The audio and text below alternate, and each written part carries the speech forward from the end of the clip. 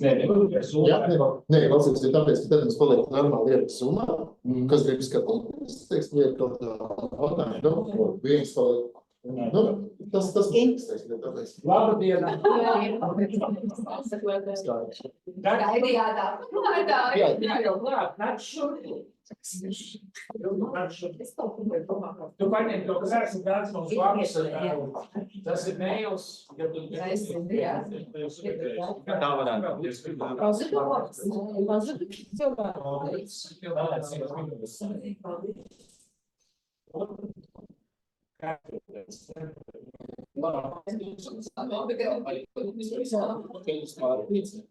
Jā. Visi tie, kas nevēlas, vēlas ir, paldies, neviens neapēdās. Laikam atpūs. Jā, bet tieši tā. Kā, tiešām. Es uzsāk kāds vai Viens samēr, viens skatīties, jā. Tieši tā. Vēl pievienosies, kamēr būs samēr notiek. Nav obligātais. Palikšu sēdas, varbūt, ja? Nav, ja man jāparādās, ka es esmu šeit.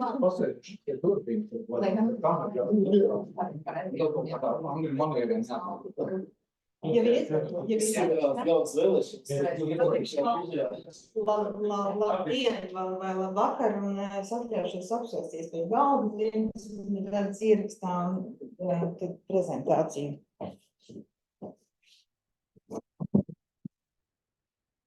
Jo? Nav ieslēgts kaut kas?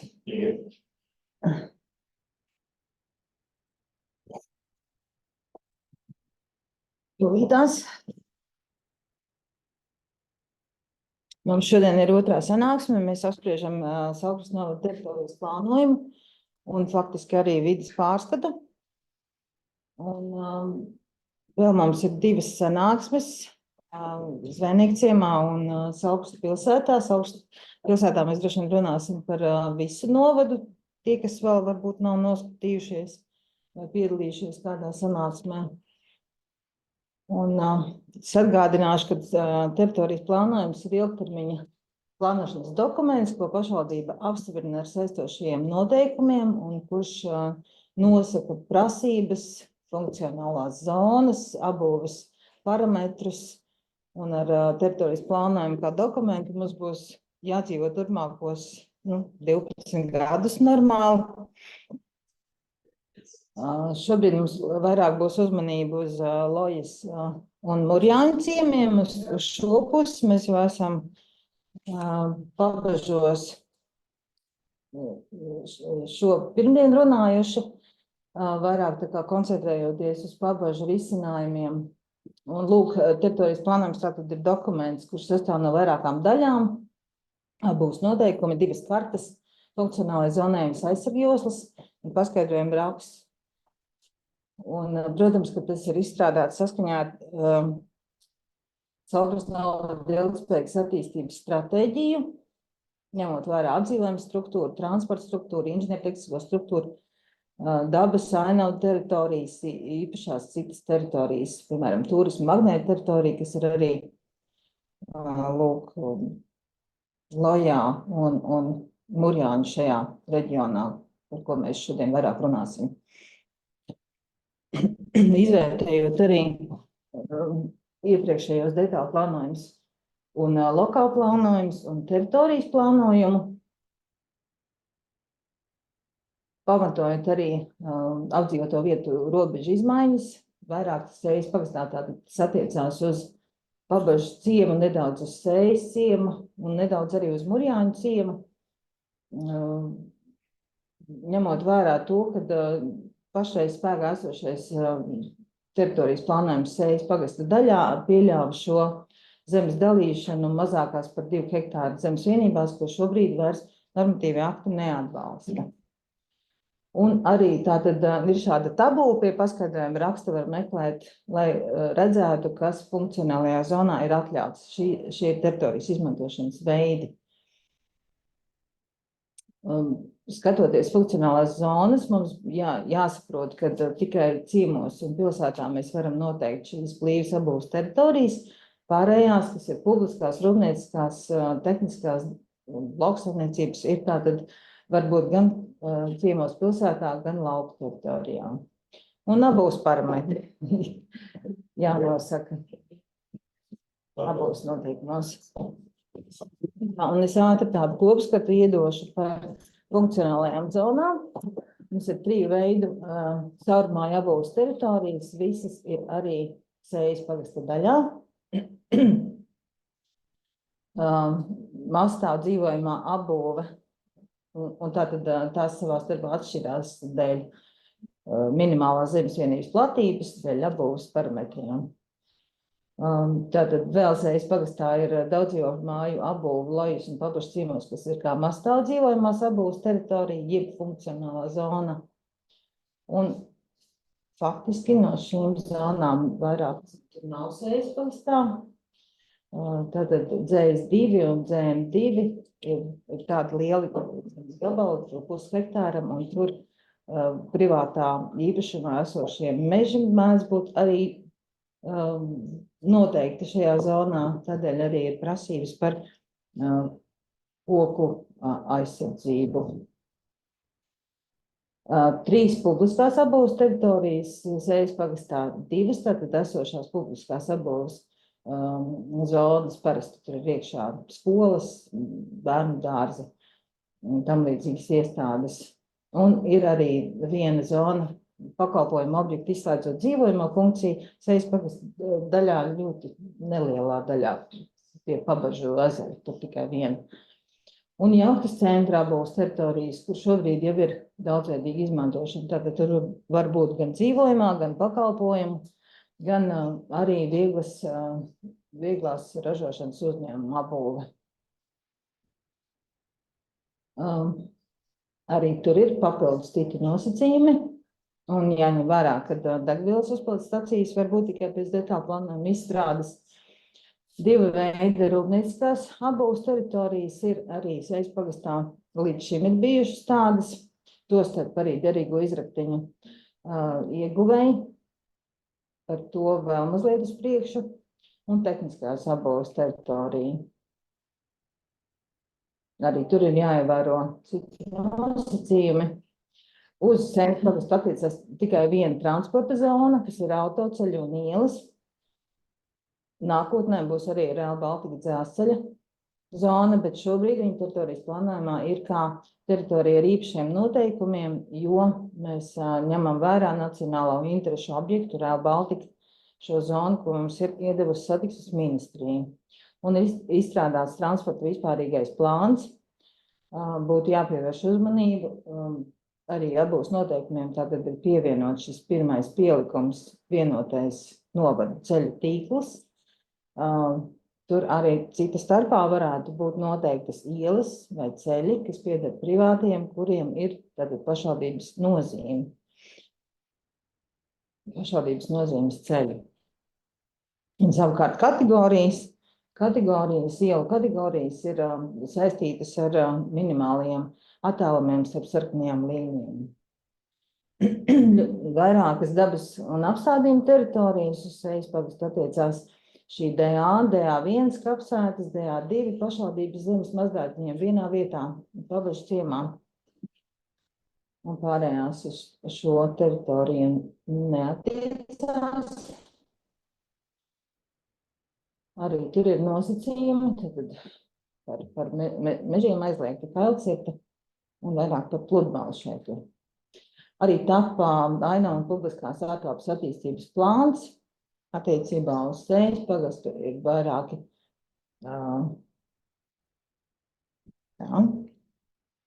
ir noteikti šie centri, kur vajadzētu attīstīt publiskās ārtelpas labiekārtojumu. Un teritorijas ainaviskās, kas ir ceļi, Murjāņa Sēja, Murjāņa Beltas pašvaldības ceļš un uz Pabažiem šie ceļi. Un, protams, Gaujas upe. Vēl funkcionālās zonas, lauksaimniecības teritorija laukos un lauksaimniecības teritorija ciemos. kur arī ir lielāki zemes gabali un ļoti plaša izmantošana. Tādēļ varētu cilvēki nodarboties gan ar apbūvi, gan ar lauksaimniecisko darbību. Meža teritorijas, Sējas pagastā arī meža zemes Ādažu poligonā, un privātajiem īpašniekiem piedarošās meža zemes, kurās ir atļauta apbūve turpmāk, ir M2 zona. Un ūdeņu teritorijas. Ūdeņu teritorijas par 3 kilometriem garākas vai lauku teritorijā par 10 kilometriem garākas upes vai mākslīgie ūdens objekti vai ezeri. Tātad 0,1 ciemos hektārs un lauku teritorijā 1 hektārs. Tādi ir redzami kartē.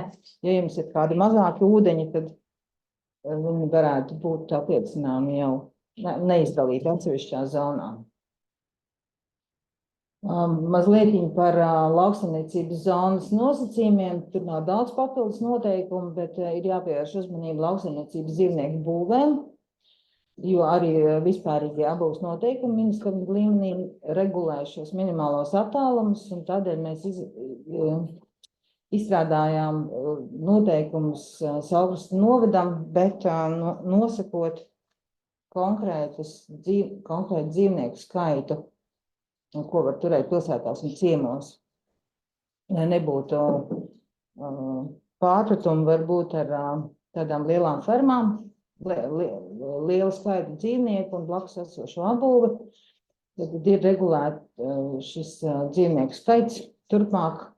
Protams, mēs nerunājam par esošo apbūvi, kas ir likumīgi uzsākta, un arī minimālie attālumi no blakus zemes vienībām. Kurā brīdī mēs par šo jautājumu varētu padiskutēt? Kā tu šodien? Ļoti laba diena. Tagad pa vidu jautājumam vai beigās? Varbūt beigās. Jā. Citi nosacījumi meža zonām ir tātad apbūve primāri izvietot zemes vienības daļā, kur neatrodas mežs.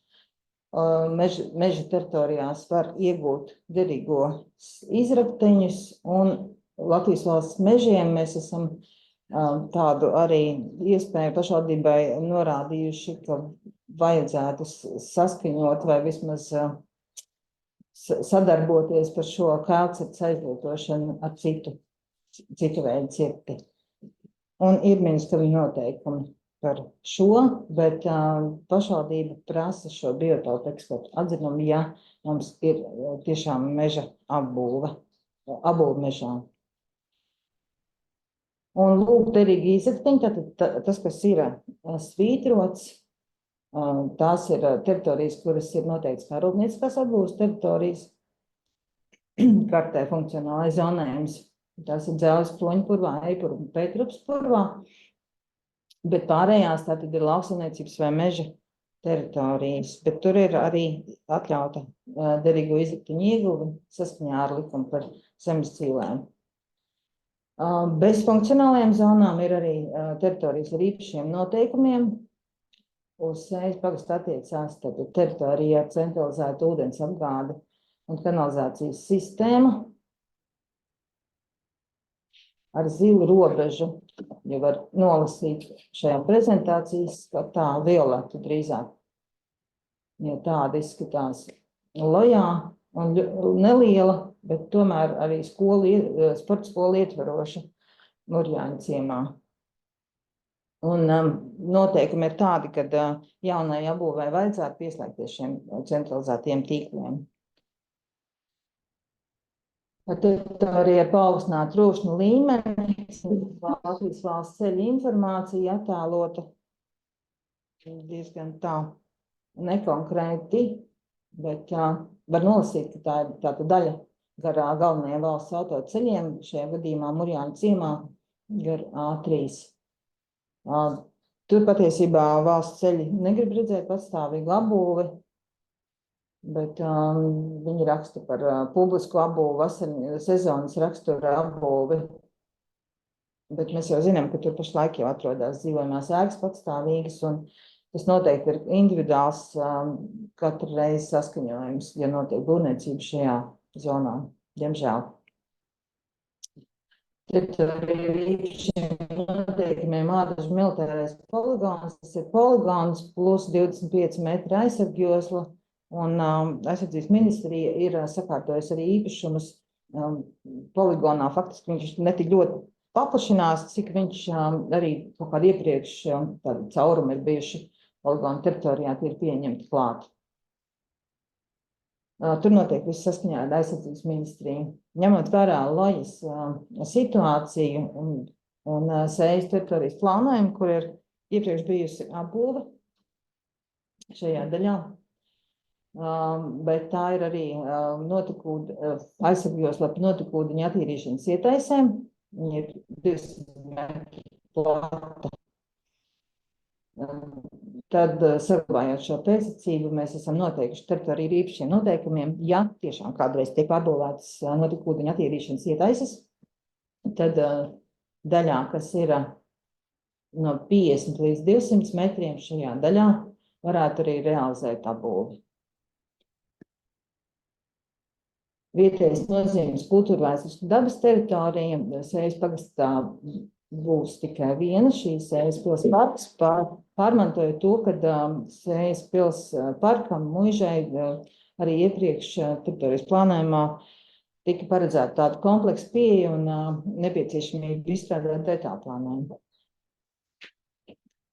Ainaviski vērtīgās teritorijas, jā, pasteidzos iepriekš izstāstīju, kuras tās ir. Protams, kad arī Gaujas Nacionālais parks ar savām prasībām. Un Real Baltica savukārt arī tur ir jāsaskaņo šie būvniecība ar satiksmes ministriju, bet tā kā mums ir notiek pašlaik aktīvs būvprojektēšanas process, tad līdz galam mēs arī transporta vispārīgajā plānā nevaram pateikt par ceļiem, jo tas nav saistīts tikai ar būvprojektu izcinājumiem, bet arī ar to, kas uz turpmāk viņus apsaimniekos pārņems tātad apsaimniekošanā, un tās noteikti būs vēl sarunas ar pašvaldību, valsts mežiem. Jā, tā izskatās Real Baltica. Salīdzinoši tālu, jā, no Murjāņiem un Lojas. Bet tāpat jā, viņi ir. Un vēl viena teritorija ar īpašiem noteikumiem, kurā mēs ar Latvijas valsts ceļiem skaņojam viņu projektus, transporta projektus. Diemžēl vecais labais 2009. Gada projekts, kas redzams arī pie sienas, šeit ļoti labi. Visi ir lielie apļi. Šie apļi ir, man pašlaik ir ekrāniņš priekšā, bet pie pieslēguma V79 Murjāņu Sēja. Bet viņi arī iekļaujās šajā 100 metru zonā, ko mēs esam nolikuši kā teritorija ar īpašiem noteikumiem. Tā kā šī ir gan aizsargjosla, gan arī šo projektu risinājumu aizsargjosla. Būvniecība ir atļauta, tikai jāsaskaņo ar valsts ceļiem. Tātad ne tikai satiksmes ministrija, arī valsts ceļiem. Aizsargjoslas daļa ir jāattēlo, ko nosaka jau, kuras ir noteikušas jau valsts institūcijas, un daļu pašvaldība nosaka pati, piemēram, krastkāpa aizsargjoslas, upja aizsargjoslas. Te var redzēt arī citus apgrūtinājumus, ne tikai ap Ādažu poligonu aizsargjoslu, bet arī militārā lidlauka 3 zonas, kurā nevar būt gaismas traucējumi un putnu pievilinoši objekti, kā jau ap lidlaukiem. Ir vēl dažas tēmas, ir arī meliorācijas sistēma plāns, teritorijas plānojuma ietvaros izstrādāts, arī noteiktas teritorijas ar īpašiem noteikumiem, kurās obligāti veicam meliorācijas pasākumus, Sējas pagastā tādu nav. Un pilsētās ir ciemos noteiktais meliorācijas grāvjiem 5 metru aizsargjosla, jo to pašlaik neregulē normatīvie akti. Saukstu pilsētā būs īpašā režīma zona. Par alternatīvo energoapgādi vienmēr ir jautājumi. Mēs esam atļaujušies ielikt regulējumu, ko pašlaik īsti vēl ministrija neatbalsta, bet mēs pieņemam, ka šis jautājums attīstīsies. Pašlaik arī pie ministrijas ir darba grupa tieši par vispārīgiem abūs noteikumiem un ņemot vērā to, ka dažādi veidi tehnoloģijas attīstīsies arī attiecībā uz vēja elektrostacijām, tad mēs ielikām šādu regulējumu, kad tikai pushektāru un lielākās zemes vienībās tādas varētu izvietot, tad stacijas ar jaudu līdz 20 kW. Un arī jābūt kādam minimālajam attālumam. Par saules stacijām lauksaimniecības vērtīgās zemes Saulstu novadā nav, un līdz ar to mēs arī īpaši tādu regulējumu nenosakām. Arī nav īsti tādas iniciatīvas, cik nav dzirdēts. Vairāk ir tā savstarpējā kaimiņu būšana, kad uzliek, teiksim, saules paneļus tā, kad norobežo kaimiņiem vai nu skatu, vai nu pat vispār sauli, tādēļ tiek regulēti šie jautājumi. Paralēli tātad notiek arī strateģiskais ietekmes uz vidi novērtējums teritorijas plānojumam. Šo procesu pārauga vides pāraudzības valsts birojas un rekomendācijas mums būs jāņem vērā teritorijas plānojumu apstiprinot. Un vēl mums ir 30. maijā Zvejniekciemā viena sanāksme un 3. jūnijā, kur mēs runāsim arī par vides pārskatu vairāk.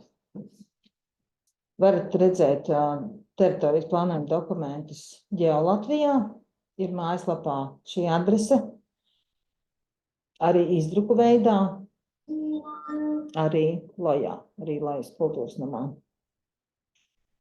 Un priekšlikums var iesniegt vai nu elektroniski, Būvvalde, @Saulkrasti, vai nu turpat Geolatvijā. Paldies! Tagad mēs varam par tiem dzīvniekiem. Man varbūt jautājums par to, kur viņi var iepazīties, vajadzētu nomainīt tomēr, lai šeit noteikti viens punkts pagastu ēkā, ko viņi nāk kultūras namā pavasarī, tur nekas bieži nebūs. Tur nebūs patstāvīgi cilvēki, iepazīties nāk šeit kādam un priekšlikums pie videos. Mums ir tāds viss, ko var izdarīt, vai kultūras namā, kas ir uzlikt kaut kādu.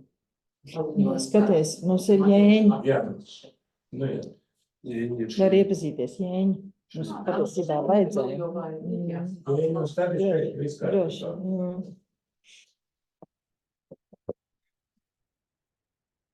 Vai lūdzu padzīt atpakaļ uz šīm prezentācijas, tur bija tāda karta, kur rādīja to malu, un tā, kur rādīja dzelzceļu. Tā zilā teritorija, tā ir tiesa tūmoķi, sapratu. Paldies.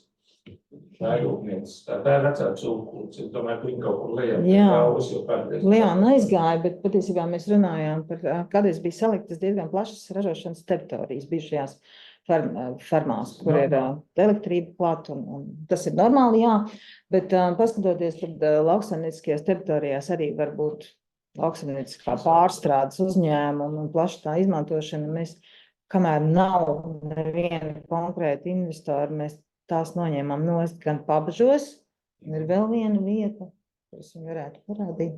Un vēl jautājums, kamēr domā, šitā. Par tiem īpašām ainavu teritorijām. Ārdažu ainavu, tā teritorija arī minēta aizsargājumā. Jā, protams, viņa jau ir. Jo šeit viņi ir šajā galvā. Jā, protams, ka viņi ir. Viņi jau ir aizsargājumais apvidus. Viņi nosaukus tās, bet viņi pārklājās galvā, viņi ienāk iekšā vienā mūsu teritorijā. Jā. Pašās savienojuma stūrī. Es tāpēc šodien, jo es šodien tur par to ceļu, pa ko mēs runājam, es tur sāku rakāt un meklēt, kā viņš ir nodots zaļais mežs, un īstenībā viņš tajā ainavu teritorijā, un tur sazvanījos arī valsts mežus, tā īpaši viņi, tad ir dabas aizsardzības pārvalde, jo viņi pie pārņemšanas ir iedevuši nosacījumus, ja, ka tur atpūtas zona, bet tur neko bez viņu saskaņojuma darīt īsti nevar. Leon. Reku ir zona palika šāda.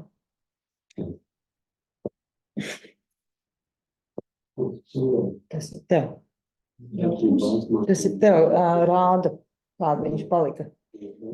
Tāpat tas pašādības zemes gabals. Kā viņš palika? Es saku, kur viņš palika šāds ar ražošanu.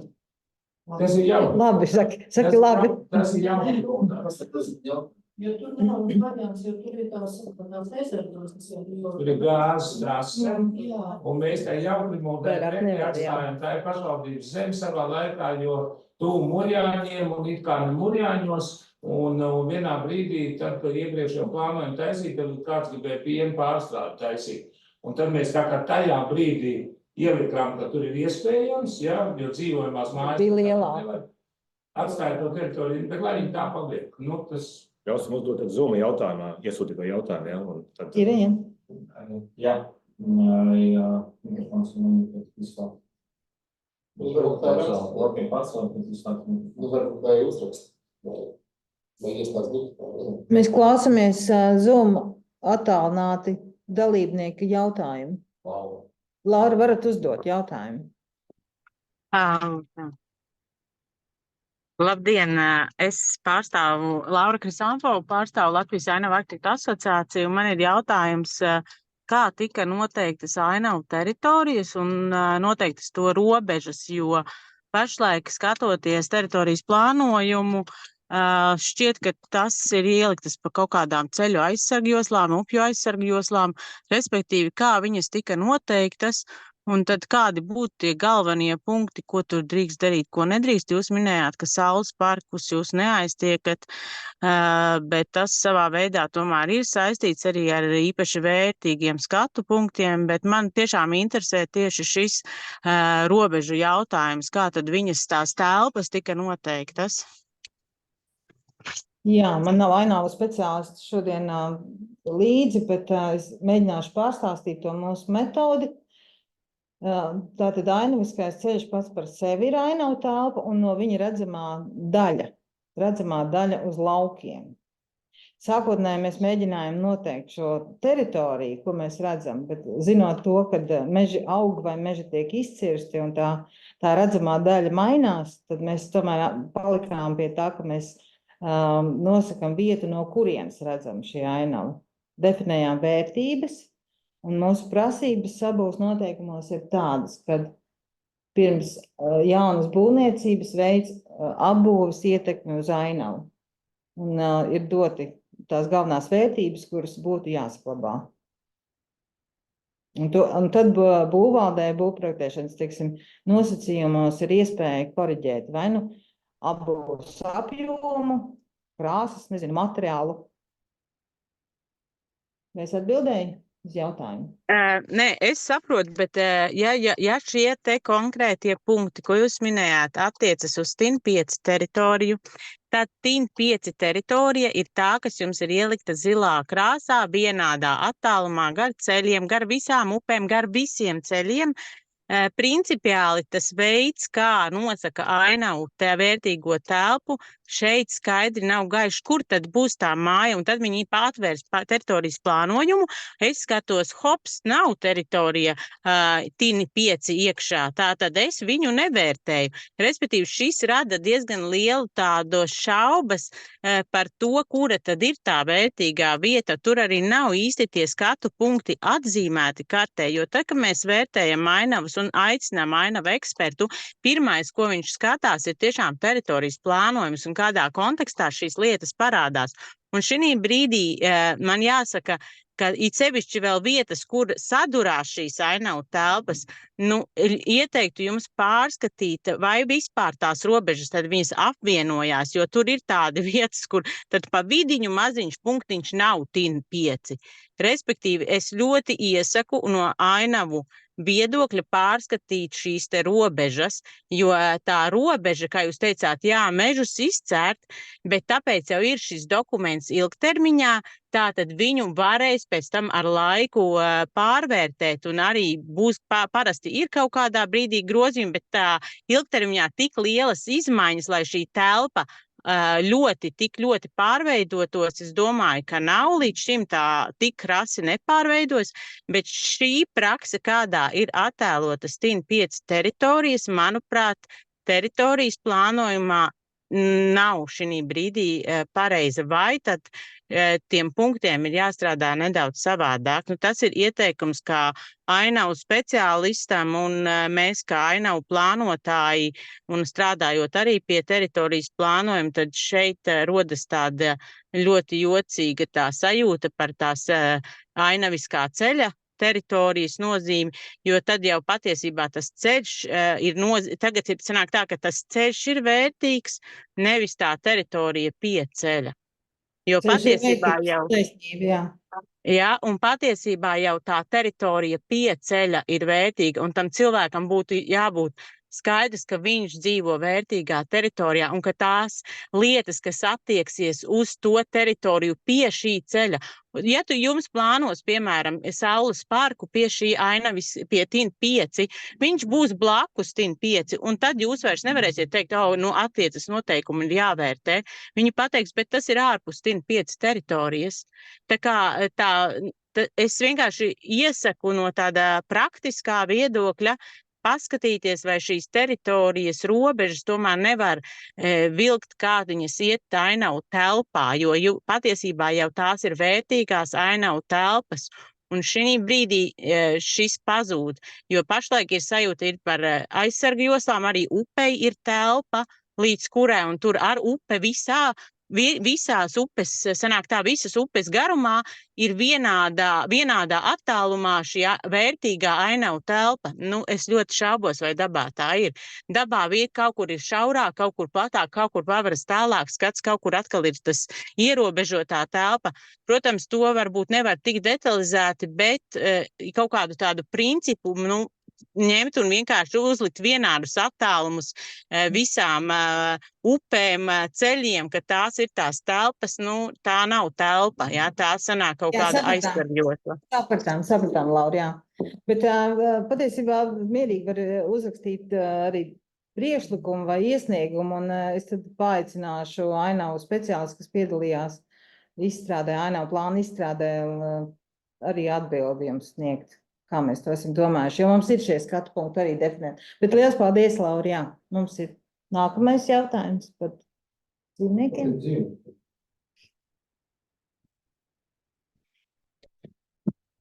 Jā, tie vairāk jautājumi. Viens bija par dzīvniekiem, tad mums būtu, cik esam Lojā, Murāņi, tad kā mums izskatās Lojas upe un Gaujas, tas tā peldvieta, un tur, vai mums kaut kas ir paredzēts, kaut kas īpašs, vai tur mums ir viss tā kā līdz šim ir kārtībā. Bet par dzīvniekiem tagad ir uz ekrāna. Šis ir tā diskutāvas objekts. Mums jau laikam nav tik senas tās tradīcijas, redzam, tur Bavārijā aizbrauc un mazā ciematā, tur ir pierasts, ka tur maz ciematiņa centrā, tur ir tur tās kultas un cilvēki to visu saprot, un tas tā visi mūži bijuši.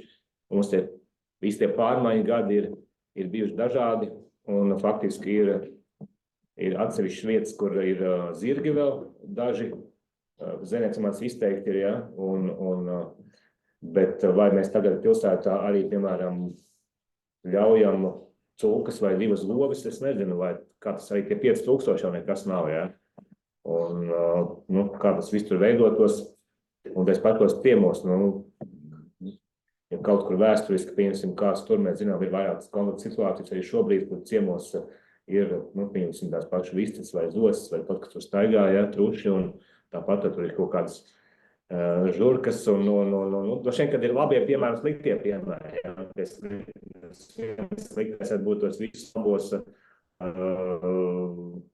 Kaut kādā. Jā. Tur ciems ņemt ārā pie šāda te ierobežojuma. Jūs iedomāties, piemēram, ciemos ir ciemata teritorijā kādam 2 hektāri. Piemēram, jaunais uzņēmējs, viņš tagad gribēs, piemēram, audzēt vistas vai arī trušus. Tur kompakti var salikt kādus 100 vai 200 trušu būdus, vienu virs otras, un viņš varētu tur šo biznesu nodarboties. Šis pilnīgi to liedz. Ņemot vēl to, ka ciema robežas šajā plānošanas periodā ir paplašinājušās. Viņās ir nākušas iekšā 2-3 hektāri lielas platības. Nu tad ko tad tu? Nu, viņas ir labas platības. Bet ar lauksaimniecības zonējumu? Jā, ar lauksaimniecības zonēm, bet ciema platības, nu, ciema teritorija. Varbūt viņas ir jāņem laukā no ciema teritorijas. Noteikti, nē. Tas pats Bet vai viņas nav iekļaut ciema teritorijā ar domu, ka viņas kļūst par apgūst teritorijā? Jo kāds tad cits iemesls viņas iekļaut ciema teritorijā, šās ir jūsu platības lauksaimniecības? Varbūt nekļūs, varbūt tur būs jaunais uzņēmējs, biznesmenis, kurš darīsies, piemēram, arī kaut vai to pašu putnu dārzu atverot vaļā. Nu, viņš cenš šeit visu pārsniedz, viņš nevar to darīt. Jā, patiesībā kā mēs to situāciju pēc tam tad risināsim, jo jāatļauj cilvēkiem ir kaut kāds, šīs te iespējas kaut ko darīt, labi. Lielās goju fermas noteikti jau vairs neviens nebūvēs neturēs, bet šie te sīkākie, mazākie dzīvnieki, arī kaut vai mini zoodārs, savādāks vai putnu dārs, tās lietas, kas ar šito te tiek. Bet viņi zudi jau ir caur, tur jau tā kā sacīt, kā nav šķirstā, tur nav pa 10 no tā, pa višķi, no jomas. patiesībā tā ir liela tāda diskusija vai dilēma. 5000 kvadrātmetru un 15 metru no robežām. Manuprāt, neviens gabals īsti netiek. Pēc ģeometrijas domājot, 5000 gabals ir 50 reiz tik metrs. Par blīvu abolu mēs runājam. Par ciemu abolu. Un tad ir kaut kas jāpasaka. Jā, lai nebūtu. 50 reiz 100 ir. Protams, ja 50 metru no robežām, tad tur nekas jau īpaši. Es domāju, kolēģi, kad es piekrītu lielai izņēmumam vispār neaizliekam dzīvniekus. Mēs dzīvojam laikmetā, kurā mēs pat nezinām, kurā brīdī, tas, ka mēs saucam šobrīd par ciemu, te kaut ko īstenībā tie ir tipiskākie lauki. Un agrāk katrā te māja pie māja, katrā mājā 2 govis, cūkas, visi tāpat tās dzīvojuši. Ved no ciema ārā uz ganībām, un tagad mēs pateiksim, jūs neko nedariet, bet mēs nezinām, kurā brīdī mums katram būs nepieciešams varbūt ar to mājasaimniecību atjaunot un turēt. Un es kā salīdzinājumu teikšu, šodien vienkārši tiekos ar vienu cilvēku, kurš jaunu cilvēku gudri, kurš plāno nākotnes dzīvi un satraucies pa visu neziņu un pa kāru un vēl kaut ko, un mācās programmēšanu, un viņam atbildi bija, ar ko viņš komunicēja, teica, tu vari programmēšanu nemācīties, tu domā labāk, kā audzēt zemenes un lopus. Tā ir nākotne. Viss, es domāju, ka nevajag ierobežot, jo faktiski šobrīd jau nav viņi, tas un vēl kaimiņam. Mums ir ļoti atšķirīgi tie ciemi. Viens ir šie dārzkopības ciemi, 400 līdz 700 kvadrātmetru. Tie 400 un 600 kvadrātmetru. Te jau tik minimāls zemes pārsniegums. Bet te bija kaut kur tāds teikums, ka tie, kas ir jau uzsākuši, ka tie, kas tā drīkst, Šeit bija tāds teikums, ka tie, kas ir uzsākuši, ka tie drīkst turpināt. Protams. Tas ir bija ka cilvēki grib dalīt un apbūvēt tās zemes. Un toreiz tagad mēs runājam pilnīgi pretēji, ka grib lauksaimniecību. Un var jau visu kaut ko neierobežot un tā, bet tad, kad nāk uz būvvalde ar sūdzībām, tur cik tālu varēja tur kaimiņš to savu vistu aploku likt, nav ko atbildēt. Cik vistas var, mēs nezinām. Viņiem ir jābūt kaut kādam regulējumam, lai uz kuru var atsaukties. Jo tas ir ciems, tā ir domā, tomēr līga. Šis te vienkārši ir tagad mūsu pašvaldības tas. Tā ir mūsu interpretācija, protams, varēja savādāk pateikt. Bet tas ir tāpēc, ka tā ir domāta tomēr ciemu apbūve. Tātad domāta dzīvošanai, nevis, es saku, ka visi grib dalīt to pašu lauksaimniecību teritoriju, nāk daudzi ar priekšlikumu sadalīt, apbūvei.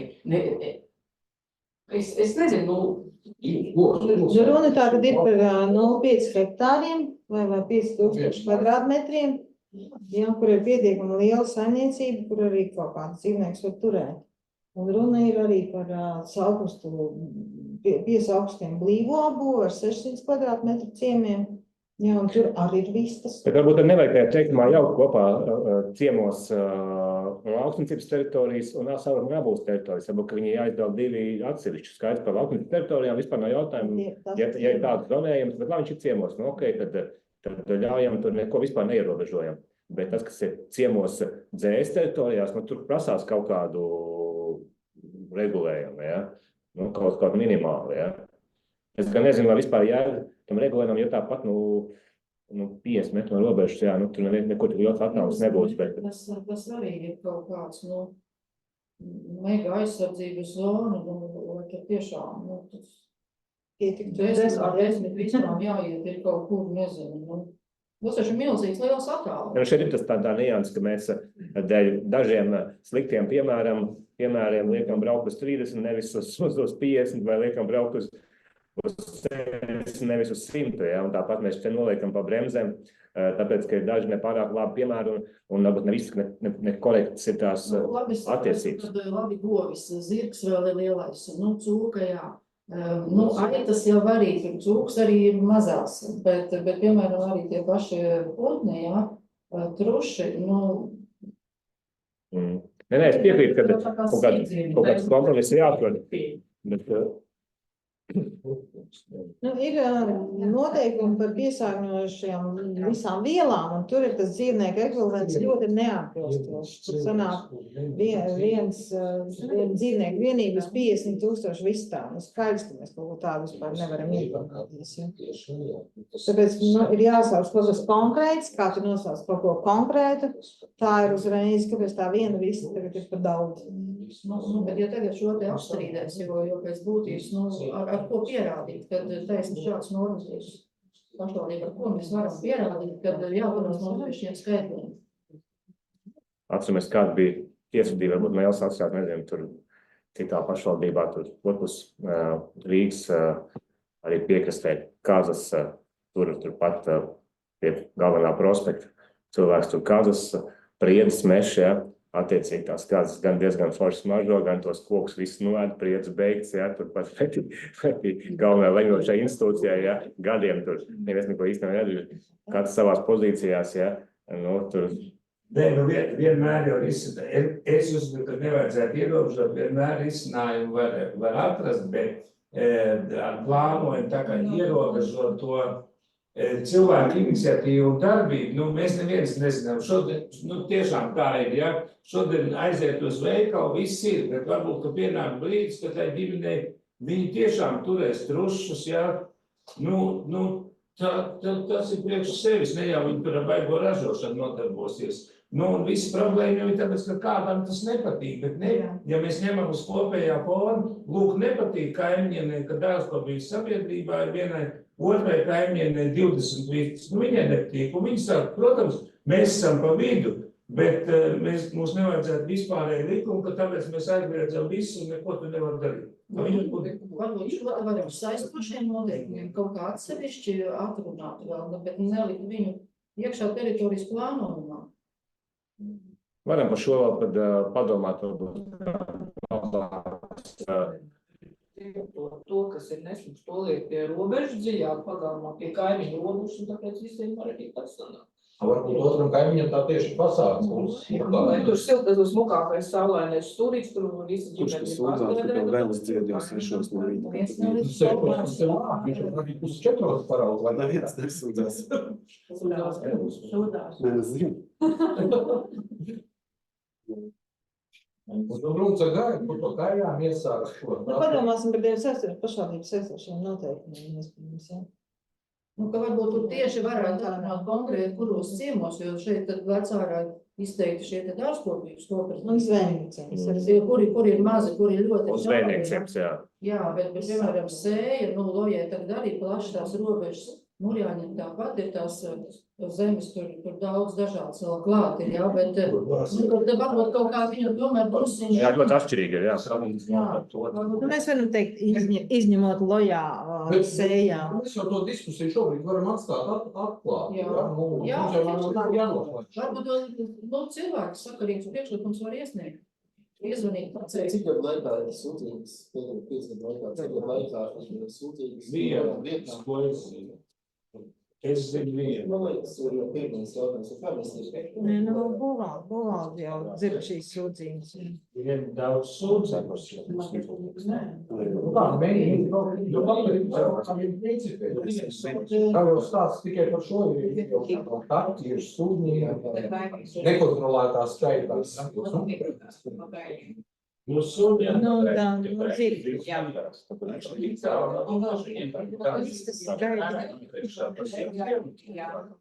atkal jautājums. Vienam ir zivs vispār.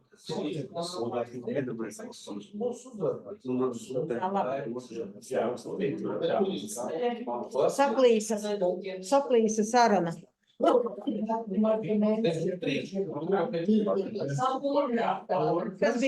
bija vēl viens jautājums?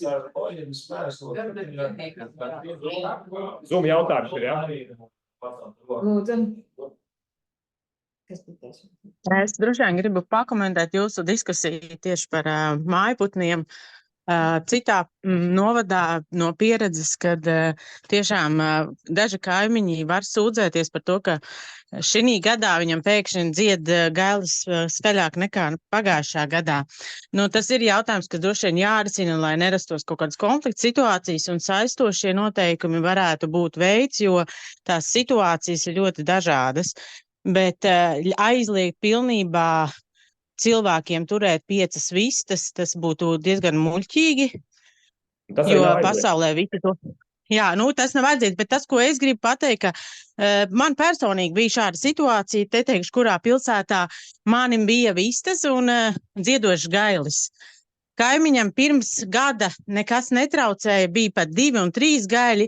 Šoreiz viņam nervu sistēma laikam šajā gadā ir satraumētāka, viņš sāk sūdzēties. Un viņš sūdzās arī par tiem gaļiem, kuri varbūt 100 metru radiusā dzied.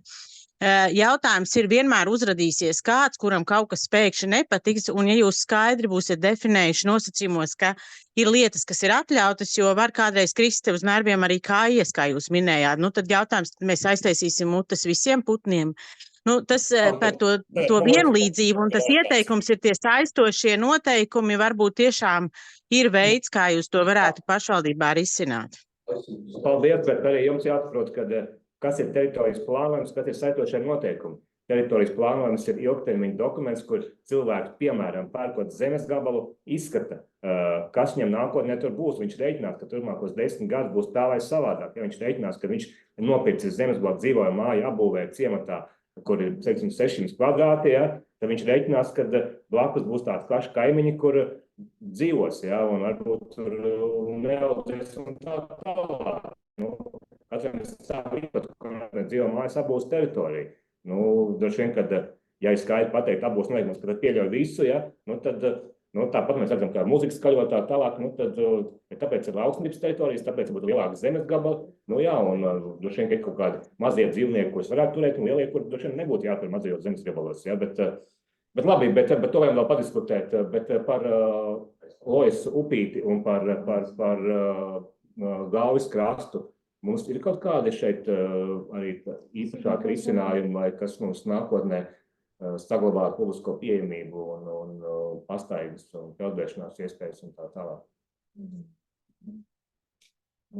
Vai šie īpašumi gar Lojas upi, visi privāti īpašumi pieeja līdz Lojas upi? Pamatā visi ir privāti īpašumi, vienīgais pie sevis skolas vai publiski pieeja.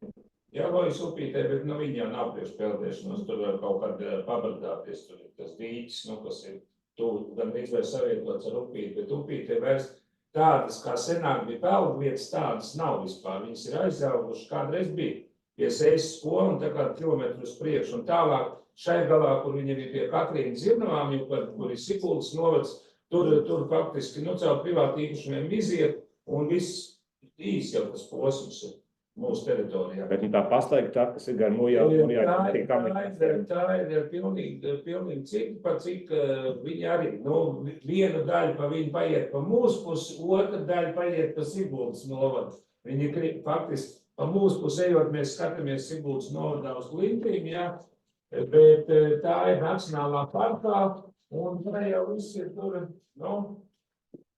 neko tur darīt nevar, staigāt tur var. Un Gaujas peldvieta? Gaujas peldvieta ir tradicionālā pie Gaujas tiltu.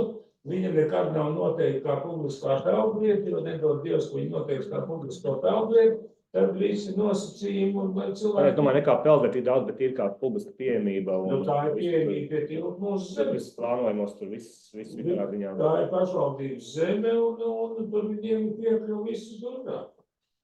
Mēs par piekopjam. Un tas posmiņš pie Muļāna ģimnāzijas lejā, tas Lojas upes posmiņš, tad privāti īpašumi tur tik tālu līdz upes kastam, līdz upes vidum. Es domāju, ka īpašumi ir par upes vidu. Es domāju, pa vidu. Un arī pārvaldība robeža ir pa vidu. Viens starp otru, jo upe ir viss cauri robeža. Un aizsargos tad upes līdz tam stāvkastam ir, vai kā viņi tur ir? Kā visām upēm. 10 metri droši vien tā uz josla, pa kur drīkst pārvietoties. Šeit?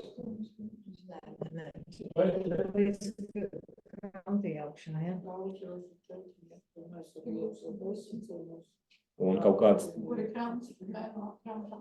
ja tik pieminēts tāds potenciālās ražošanas teritorijas tādu vai savādāk, kas, pa viņām intereses ir, pieņemsim, arī šodien bija jautājums par moduļu tipu māju pārcelšanu, ražošanu no Latgales, piemēram, uz mūsu novadu tuvāk potenciālām pircējiem, jo liels šobrīd pieprasījums ir jauna ostai, no kuras tālāk uz Skandināvijas tiek vēstas, meklēt cilvēki iespēju, kaut vai nav, jo transporta pārvadājumi ir dārgi.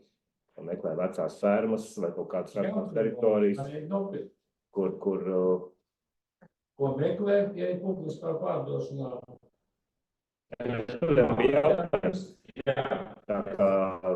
Es sapratu.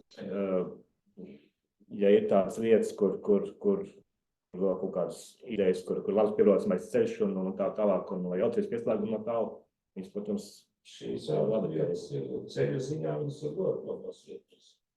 Un kas vecajās Cilpūtīs, es nezinu, kas tur tagad notiek, jo tur ir vienam otram un kaut ko viņš tur īrē.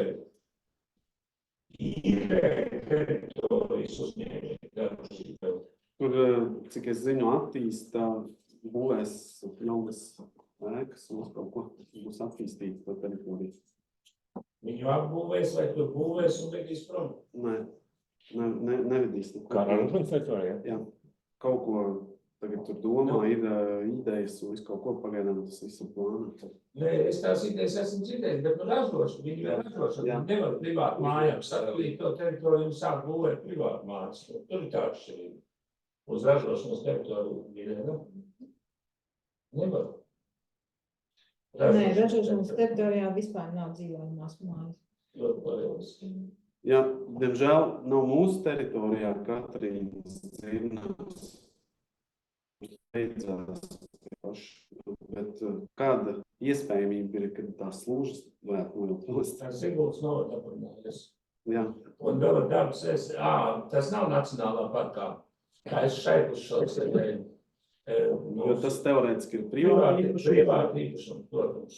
Praktiski, un jā, tur, ja nojaukt tās slūžas, tad sāktos, zivju ceļš, viņš ir ielikts jau Latvijā, tā kā viens no pētniecības objektiem, kad tās slūžas traucē, bet tas ir privāti īpašums, un tur vēsturiski viss ir, bet tur varētu nolaist to ezeru, un tas zivju ceļš, būtu. Ko tas dotu?